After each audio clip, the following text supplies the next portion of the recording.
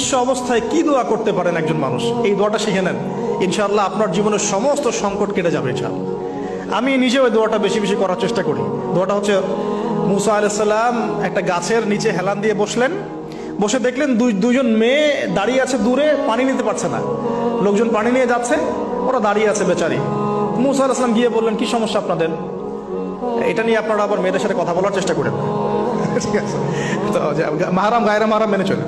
তারা বললেন যে আমাদের বাবা অনেক বৃদ্ধ মানুষ, আমরা পানি নিতে পারি না যতক্ষণ না আমাদের কম পানি নিয়ে চলে যায়। মুসা আলাইহিস সালাম তখন একটু বললাম না, ফিজিক্যালি খুব স্ট্রং ছিলেন, থাকে না বডি বিল্ডার, সামনে গিয়ে কথা বলে সরো পানি দিতে দাও, তখন মানুষ একটু মূল্যায়ন করে না। তো মুসা আলাইহিস সালাম এভাবে পানি নিয়ে দিলেন এবং বাছুরদেরকে পানি পান করালেন, করিয়ে গাছের নিচে এসে বসে আছেন। বসে বসে তিনি দোয়া করছেন, এই যে দোয়াটা তিনি দোয়া করছেন, রব্বি, একটা নেক কাজ করলেন, নেক কাজ করলেন না, মানুষের উপকার করলেন, নেক কাজ করে এসে গাছের নিচে বসে দোয়া করছেন, আল্লাহ এখানে তো আমার খাবার পানি বাসস্থান কিছুই নাই, আমি কি করব?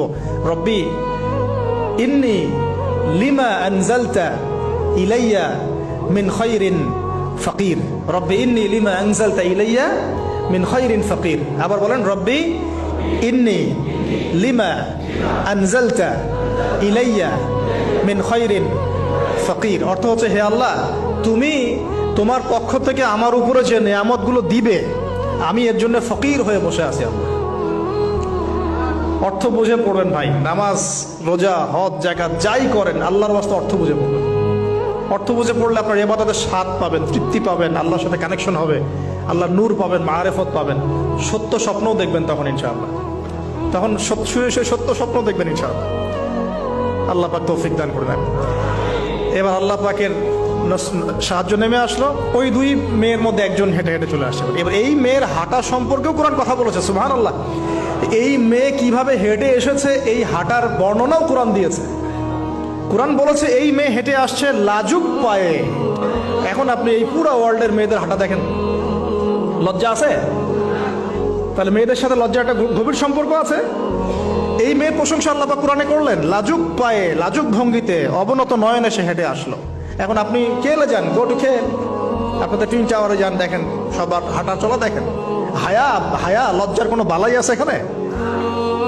আমি গত লেকচারে বলেছিলাম যে আদম আলাইহিস সালাম এবং হাওয়া আলাইহিস সালাম, ইবলিস তাদের সাথে প্রথম যে আচরণ করেছে ওই ফল খাওয়ানোর পরে, সেটা কি?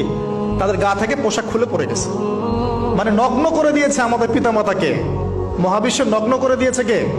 ইবলিস। তো এখন এই পৃথিবীতে আমরা যারা নগ্নতার চর্চা করছি, তার কার এজেন্ট আমরা বুঝতে বাকি আছে?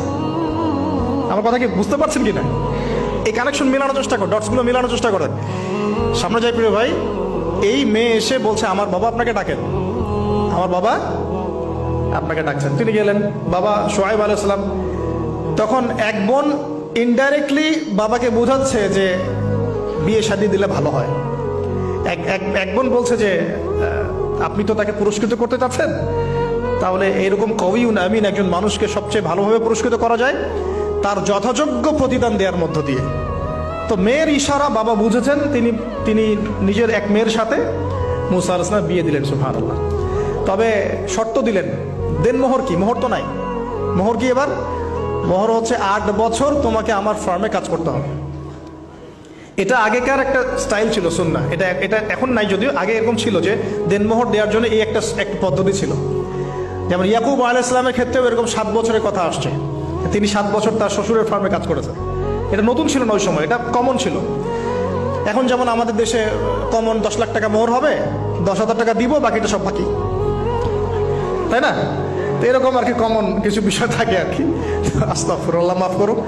বলবে বাসরাতে, বলবে আমাকে মাফ করে দাও। শুরুতেই নিজের গায়রথহীনতার পরিচয় দিল। আবার এদিকে শ্বশুরের কাছে মাশাআল্লাহ মোটা আমাকে ডোনেশন নিতে চাচ্ছে, যৌতুক। বিয়ে আমাদের ওখানে মাশাআল্লাহ মানে কেনা বেচা, মেয়ে বিক্রি করতেছে আর ছেলে কিনতেছে।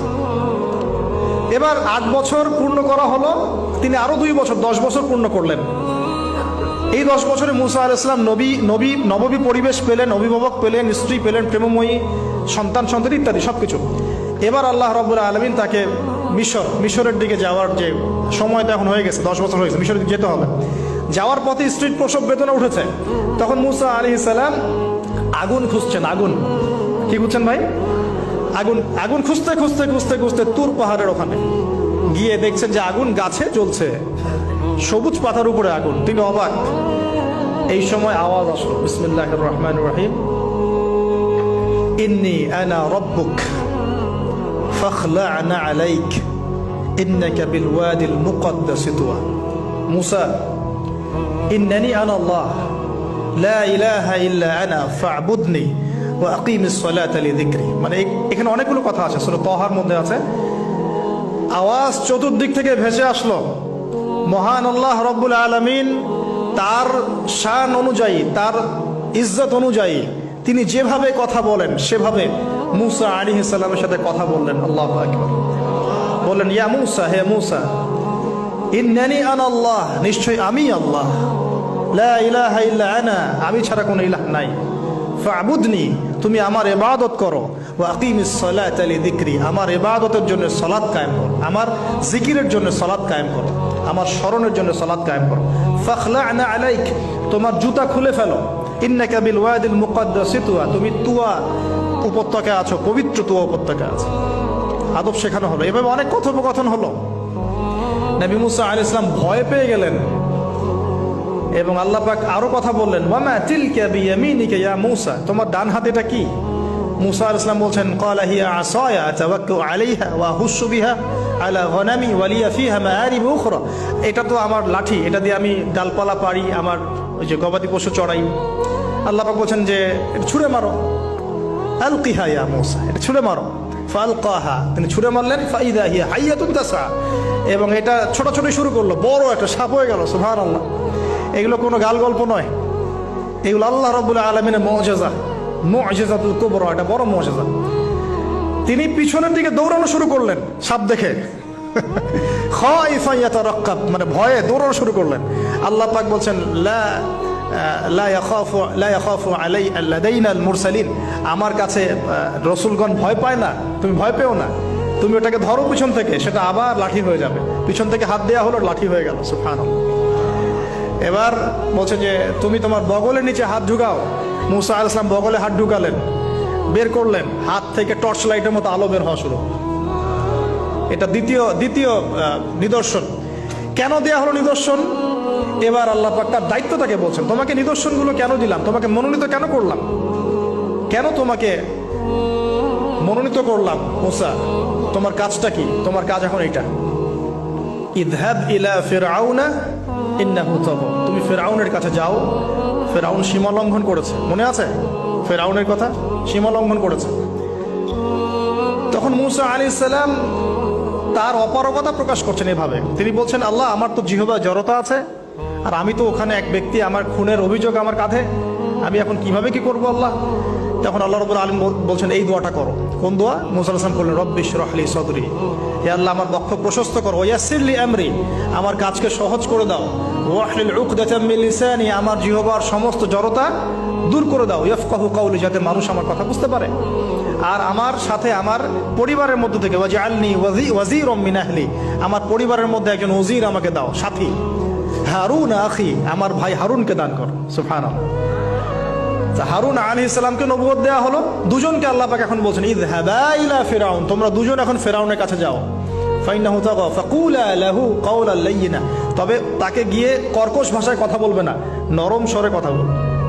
দায়ীদের এখানে সুন্নাহ, দায়ীদের জন্য শিক্ষা আছে, দায়ী আলেম যারা মুবাল্লিগ তাদের শিক্ষা আছে। ফিরআউনের সামনে গিয়ে দাওয়াত দিলেও কিভাবে দিতে হবে? ফাকুলা লাহু কাওলান লাইয়িনা, নম্রভাবে কথা বলো। লাআল্লাহু, কেন নম্রতার সাথে? লাআল্লাহু ইয়াতাযাক্কারু আও ইয়াখশা, হয়তোবা নম্রতা প্রদর্শন করলে সে উপদেশ গ্রহণ করতে পারে, অথবা সে আল্লাহকে ভয় করতেও পারে। আল্লাহ পাক তো আগে থেকে জানেন সে ঈমান আনবে না, তারপরেও আমাদের আদব শিখাচ্ছেন আল্লাহ পাক এখানে। তারা দুজন চলে গেলেন, দাওয়াত দিলেন। ফিরআউন মশকরা করছে, ওয়ামা রব্বুকুম ইয়া মুসা, তোমাদের দুজনের রব আবার কে? হ্যাঁ, মুসা আলাইহিস সালাম বুঝাচ্ছেন, রব্বি আল্লাযী, আমার রব সেই রব যিনি জীবিতকে মৃত করেন, মৃতকে জীবিত করেন, ইত্যাদি।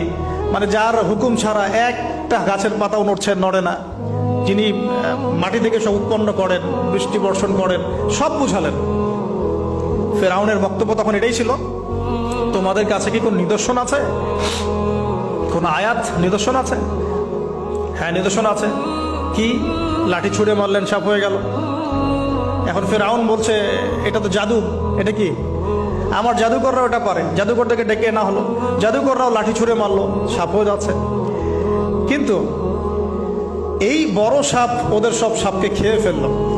তখন ফেরাউন কিন্তু ভয় পেয়ে গিয়েছিল। এরপরেও এই হাত বের করে আলোর এই নিদর্শন দেখানো হলো, তাওহীদের দাওয়াত দেওয়া হলো, ফেরাউনকে ভয় করতে বলা হলো, ফেরাউনকে সতর্ক করা হলো যে আমার রব, আপনার রব, সবার রব হচ্ছেন আল্লাহ। সবকিছু বোঝানো হলো, কিন্তু ফেরাউন এই কোনো কথাই গ্রহণ করলো না।